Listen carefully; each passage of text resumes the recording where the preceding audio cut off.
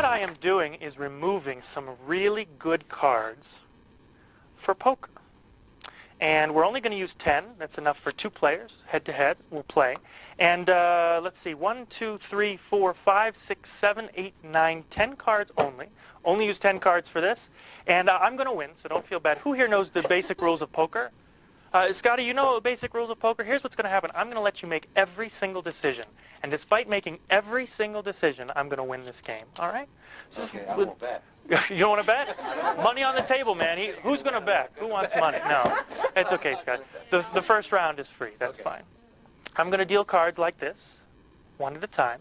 Okay. I'd like you now to just slide any one you like toward yourself. That'll be your card. Excellent. And do the same thing for me. Slide any one toward me. That's my card. And you get to choose both mine and yours. One more time. Slide one toward yourself. And you may not think I'm influencing you, but just the way I deal one nearer to you, you might think, I'm more likely to take that card, you're more likely to push one toward... Thanks. Thanks for that. Making it really hard for me. Great. All right, I'm changing the... I got 3 now. You get even more control. I'd like you to slide any 2 toward you. Oh, last minute change. He had to do that. And any 3 toward me. Any 3? Oh, did I say 3? Let's try that again. Any 2 toward me. That's more. There are 2 cards left. You realize if right now I had him slide 1 toward each of us, he would have made every decision. But if I win, it's like flipping a coin. You didn't get to see any of the faces of the cards, right? It'd be much more interesting if I did this. Because now you know what one of the cards is. King's a pretty good card for poker, but depending on what you've got in your hand. But if I did this, it would make it even more interesting. That's a much better card, but depending on your hand. Tell you what, I'll let you look at your hand. I won't look at mine. Go ahead and pick up your 4 cards and pick the one that helps your hand the most. Oh, strange decision. Okay. That means you left me with this card. What did you end up with? Full house, 7's full of kings. Whoa, that's a sweet hand. Yeah, I bet on that. The only hand that... You would? Well, not Let's make it interesting. You always said you're going to win, but if I was holding it, yeah, I'd definitely You bet. chose that king and left me with an ace, and fortunately, Scotty, the only way to beat a full house is with the 4 aces. He owes me $300. Thank you very much for playing.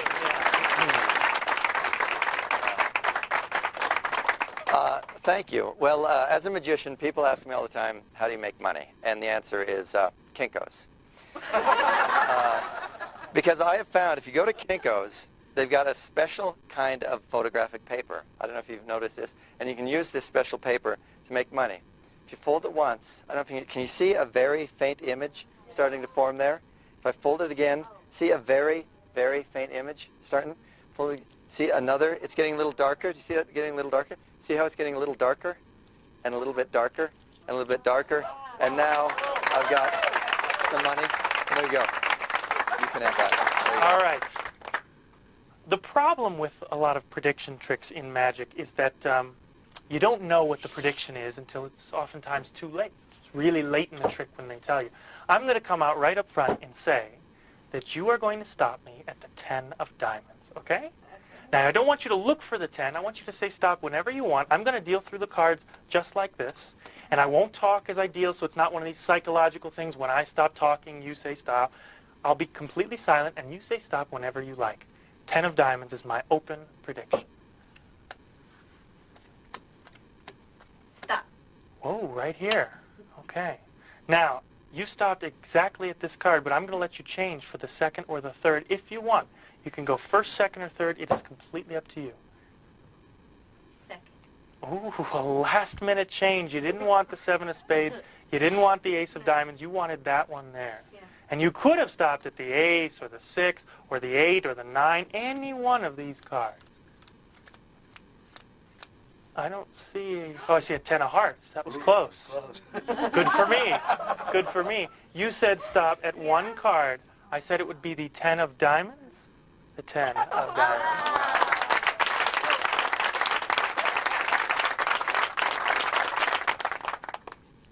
How many of you guys have caught on to the recent craze of Texas Hold'em and on TV and all that good stuff?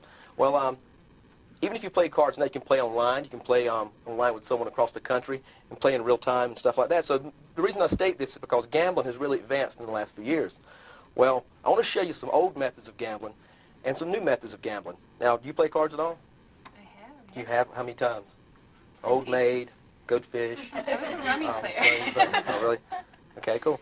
Well, what's the best 4 of a kind in a deck of cards? Ace. Aces. Let's see if I can get the 4 aces. That should be 1, 2, 3. And that should be all 4 aces, okay? Yeah. Yep. And the reason I'll pause that 1 second is because I was almost off by 1 here. Now, if I would have went 1 deeper, I would have missed. Over here, you can see I missed, if I would have went a few deeper, and I had a few off here, okay? But I did get the 4 aces, and that took a few years to learn. That's an old method of gambling. And once you get the aces, you got to know how to do something with them. So I'll show you guys something here, really neat. Watch this close. Watch. Let's say there's 4 players in a game. 1, 2, 3, and that's about 4 equal piles, okay? What we're going to do is we're going to lose an ace. Let's say, for example, Dusty, you had an ace in your hand, okay? That would be yours lost. And yours, okay? The next person here would have theirs lost. And theirs. Here too. And this one also, okay? Watch close. Now the object is to be able to find those aces. And I'm going to try to do it without looking. So watch close. There should be 1, okay? That should be 2. That should be 3, and that should be 4. Hopefully I got 1, 2, 3, and that should be all 4 aces. Yeah, thanks, guys. Yeah.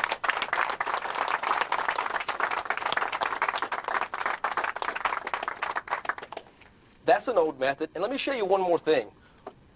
Once you get the aces, people can't accuse you of cheating because it's not a common thing for someone to have 4 aces all the time like I've got here. So watch what I can do. I can take the aces, and I can do what's called mucking. What I mean by mucking is switching cards out in play. There's 1, there's 2, there's 3. Right in front of your eyes, I just did the famous 3-card muck. I switched 3 aces away. I really did, actually. Completely gone. And what I did was, when you weren't looking, I snuck 1 back here, and 1 back here, and then 1 back here. And now if I get caught cheating, so do you, and so do you, and so do you, okay? Okay? One last thing. See, in the old days, if you got caught cheating, someone would just pull out a gun and shoot you. There's new technology in that, too. And I've actually brought it with me here today, a pocket laser. Look at this. That's what I said, laser. Yeah, okay? Just amazing, thanks, okay? And we're going to let you be the gambler. Okay. See the button there? I found Okay, found it? Have you got anyone in here you'd like to aim that at?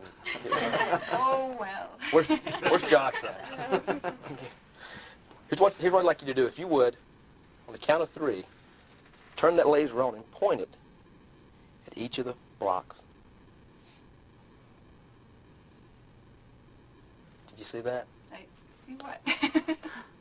Lift up half. No way. You can't. They're 4 solid blocks of cards. Look at that. Yeah.